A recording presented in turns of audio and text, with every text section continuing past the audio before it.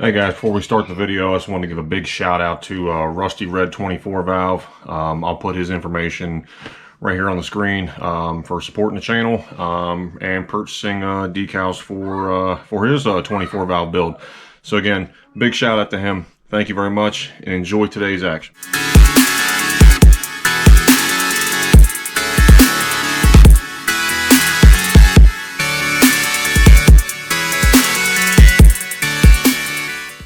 Hey guys, welcome back to the channel, welcome back to the driveway, and welcome back in our old friend, the old 12 valve.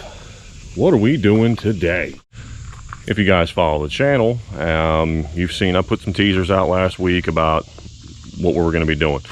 Truck was in dire need of an exhaust. I hit our guys up over at Diesel Auto Power and told them, hey, look, I need an exhaust for my truck. Sounds like crap. It's loud as hell. What can you do for me? My guy Lenny over there said, hey, look, we got a really good deal right now going on for Diamond Die exhaust. I said, all right, cool. So that is what we're doing. First things first, let's get a part number.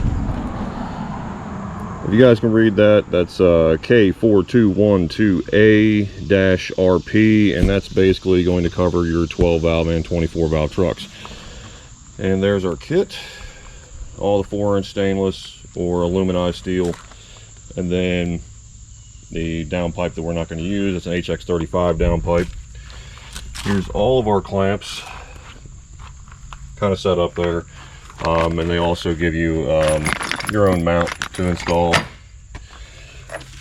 They kind of give you a layout basically of how it's going to run. But like anything else, you're going to put it together and you're going to have to make your adjustments. So basically we're going to time lapse it and put it all together, and I'll tell you guys the strife that I have, if there's any, on the install. Really not a whole lot of parts and tools needed. Should be a 9/16 deep socket for the install for all your clamps. I like to use a dead blow hammer to basically reassemble, and also a little bit of a penetrating oil, anything like that can kind of help you lube everything up, makes everything move a little bit easier. Aside from that, it's just going to be cut your old exhaust off. We really didn't have much of an exhaust. I had a downpipe and a turn down, so really wasn't a whole lot to really take off for, say. So I'm going to go ahead and put you guys on a time lapse, and we're going to go ahead and reassemble, and then we're going to go ahead and test it like everything we do. Hopefully it quiets the truck down a little bit, and hopefully I actually quite enjoy driving the truck again, because if you have the AC on, this truck is really loud. So enjoy the time lapse, guys. I'll see you on successful completion, hopefully.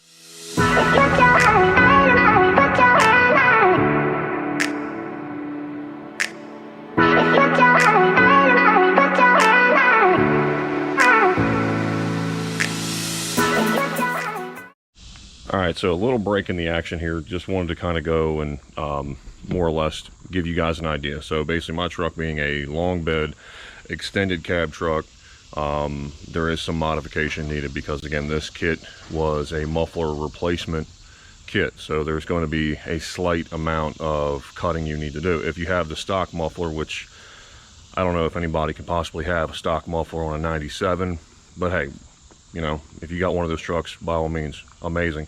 You have to still trim the exhaust roughly 3 inches. So we're going to go ahead and do a 19-inch cut here, and then basically get everything relined back up, and then we'll continue on with the time lapse. Just want to kind of give you guys an idea of what's going on.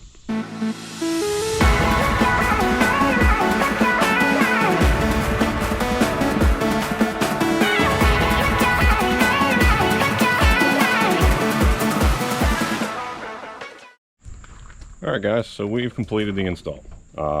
Nothing really major with this deal, aside from cutting the exhaust to make everything fit as it's supposed to.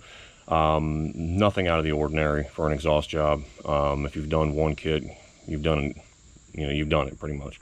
The only thing of note that I can bring to mention is they put a bunch of side angle clamps and what have you for the rear hanger. So basically, the way that you would hang the tail section here for your tailpipe, I had an MBRP mount previously that I ended up using this go around with just a hanger to hold it in place. I may have cut everything I would say probably an inch or two too short. So if you see there in the video, the time lapse, there was a couple of areas where you'll see a clamp for a hanger, and then you'll see an actual exhaust clamp holding the exhaust. I was probably off by, I guess my cut marks are probably about maybe 2 inches off.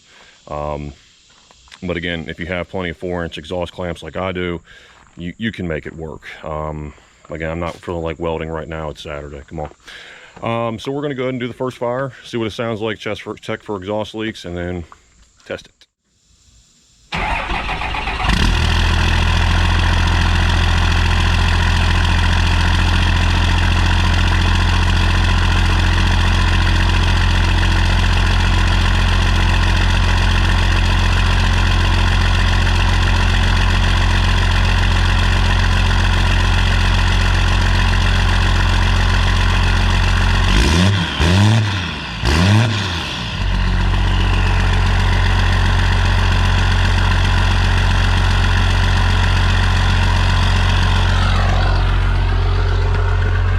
That sounds pretty good.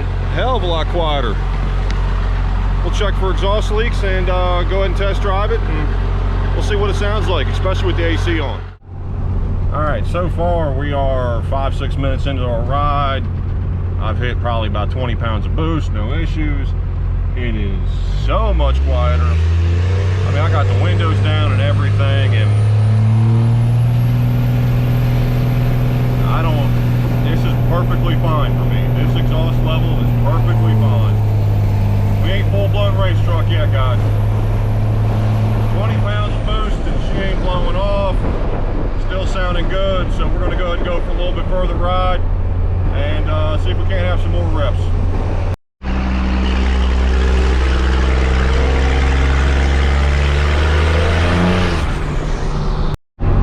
Well, I'm gonna go ahead and let you guys listen to a sound that for some of you might be very familiar with. So just take a listen.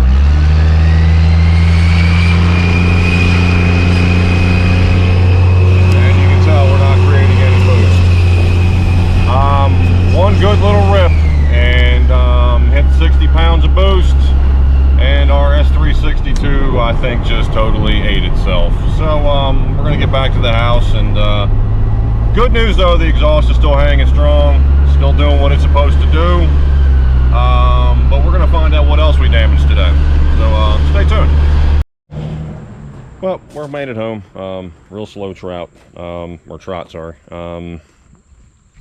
Took off the intake. I'm gonna have to dive deeper in. It sounds like, from what I can hear, she's just not building boost. It sounds like it's a massive exhaust leak, boost leak. Either A, I've got a massive boost leak, or B, one of my wheels blew out the exhaust at one point. Checked the exhaust, I don't see anywhere where it had exited, so I'm thinking that something came apart, either that or a bearing, or it doesn't seem like I blew out the manifold gasket like I kind of thought I did. Well, I think I found our problem. Aside from the fact of blowing out the boot, that's a good amount of oil that's in there. It's pretty safe to say that charger is she gone. So we're gonna be rebuilding the turbo here soon. At least I found the problem. So at this point, I've got some looking in to do, yeah, so you guys do what you always do. Like, share, subscribe, P-Pump the world. I'll see you in the next one, and I'm probably turbo shopping. Have a good one, guys.